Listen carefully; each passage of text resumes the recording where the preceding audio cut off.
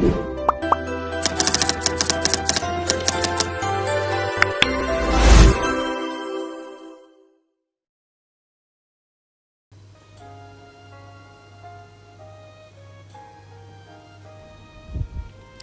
today's video, guys, yes, we're going to make balanghoy. Hindi daw pwedeng sabihin kung yung word na ano, kasi bawal daw yan pag ano mo yung word na ano, kaya ano lang siya, balanghoy. Puto balanghoy, ganon. Madali mo lang, puto balanghoy, ganon. Kasi ano daw siya, ma-restrict ka daw pag i-mention mo yung pangalan na yan. Kaya ewan ko bakit bawal sa kanila yan. Pangit daw yan sa kanila na word. Kaya guys, ayan, gagawa tayo ng yun na yun. Basta alam nyo na yun, gagawin ko. Ayan, babalat na si Inday, binabalatan natin yan. And medyo matigas-tigas siya kasi hindi siya fresh from the backyard. Binili ko lang yan, guys, dyan sa sa supermarket. Ayan. Medyo matigas-tigas siyang balatan. Yung tuyo na kasi siya mas matigas siyang balatan. Kaya ayan, medyo naghihirap si Inday na magbalat. Guys,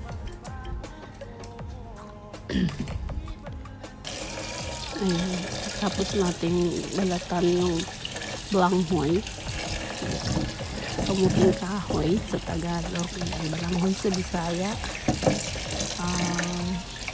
Gasan natin ng maayos, lalagyan natin yung mga kasi may mga putok-putok pa yan.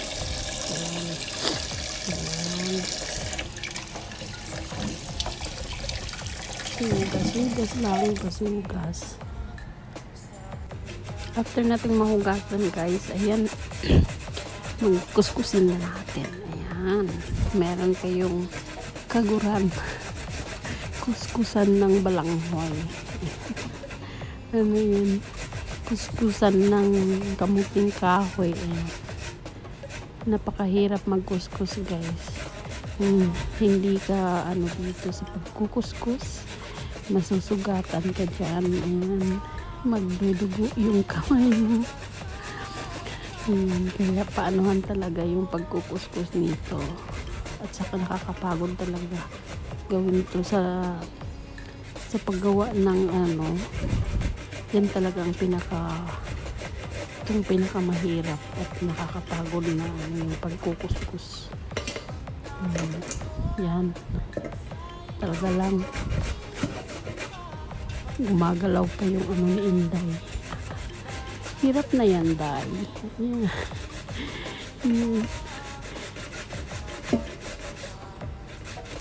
Mahirap kasi pag wala kasi akong stand, kaya nahihirapan ako. Akong stand ng kusipi nagsira kasi yung nabiyak ang sabitan. Ayan, bilis ng Inday, binilisan na. Guys, gustong kumain ng balanghoy na puchi balanghoy. Kaya yan, magtiis kang magkuskus, Inday. Ayan guys, kuskus lang ng kuskus hanggang tapos lahat.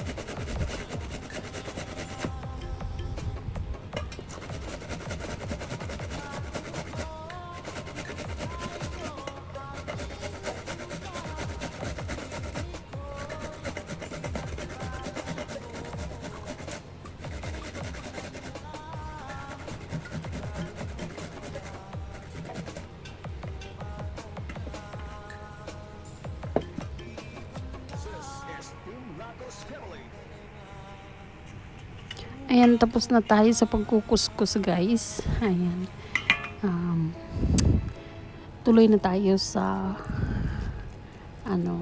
sa sunod na procedure. Ayan, ang pagpipiga. Ayan. Ay, ito pa lang pagpipiga nito. Hirap din. Namula talaga yung kamay ko dyan. Ayan guys, matubig kasi. Lalo na yung puti, sobrang matubig yan. Ayan, gumamit tayo ng ng puting tela. Ayun, yung medyo manipis siya, yung makakadaloy yung niya tubig. Kagaya niyan. Yan. Yan, ginamit ko ng puting tela. Tapos, nilagay ko lahat sa loob. Tapos, piga. Yan, pigaan guys. Sobrang nakaubusan ng lakas. Ayan, paubusan ng lakas yan. Pigain mo ng maayos para maging siya. Yung tuyo na yung niya. Ayan. Kasi kailangan natin siyang kailangan natin siyang i-powderize yung yung balangoy natin. Ayan.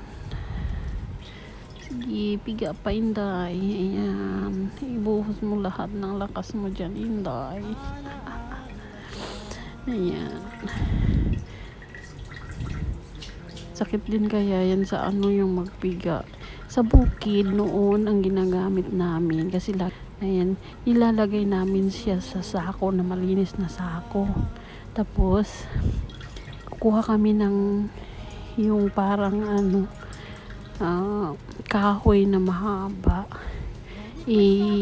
Namin yan dun sa puno ng kahoy, yung may mga ugat-ugat. Yan, ipit namin siya doon. Tapos ipapatong namin yung sako. Tapos maghanap naman ulit kami ng yung ibang kahoy. Tapos ipatong ulit doon sa sako. Ayun, doon kami sa dulo ng kahoy, doon kami uupo, doon kami tatayo or sa gagawin namin doon para maipit siya. Pabigat ba? Para magpabigat-bigat kami doon sa dulo. Ay, nakakatuwang magawa ng doon noon sa bukid. Ayan. Ayan. Pero dito, kasi wala tayong ganon. Ayan. Lang natin, tiis-tiis lang tayo, piga-piga sa Ayan guys, pinapowderize ko na yung hindi naman siya na powder talaga. Lang siya, bali lang siya kasi mo siya, iwalay mo siya kasi buo-buo siya, diba? Iwalayin mo lang siya hanggang ayan, parang ganyan na yan. Ayan guys, yung natin. Tapos meron tayong coconut. Pero mas maganda yung coconut na yung medyo bata pa. Kasi mas ito kasing nabili ko is na yung talagang panggata. So mas masarap yung bata pa na buko. Ayan, hinalo ko na yung coconut. Ayan.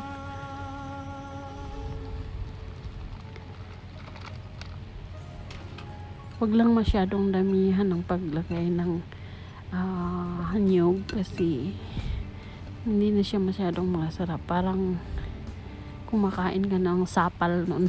Ang tawag sapal sa yun. Ganun yun. Ihalo-halo lang, tapos yung asukal din, mix mo ng asukal. Ayan, ready na yung natin, ready na yung lutuin. So ayan, pinakita ko sa inyo yung DIY ko na DIY na putuhan. Ayan, siya, nahanap ko lang siya dyan sa loob ng cabinet namin.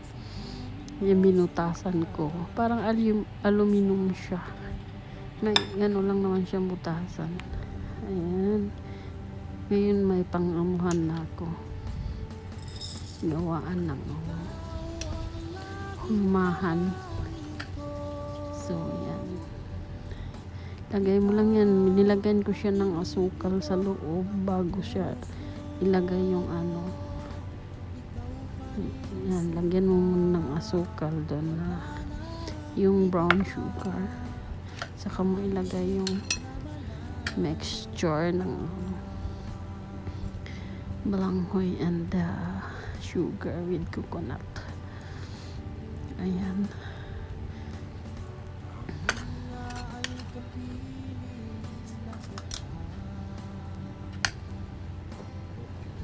Guys, punuin lang.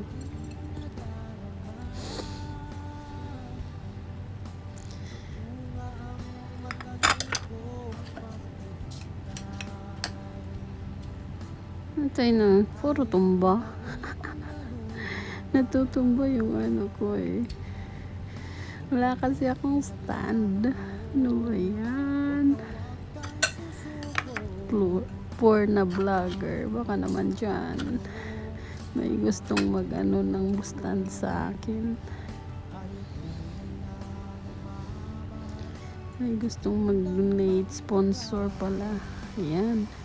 Lalagay na tayo natin sa ano, yung kaldero lang ginamit ko.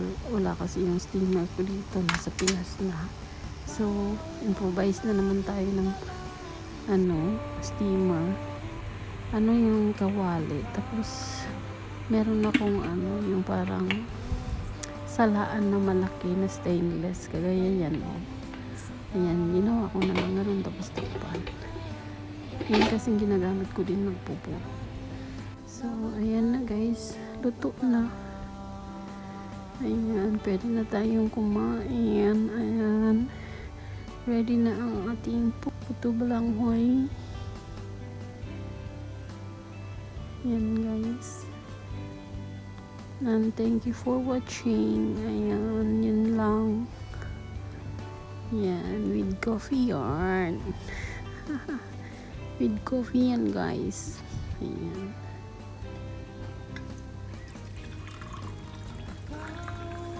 Thank you for watching everyone. Have a great day. And please follow Byrax Wonder.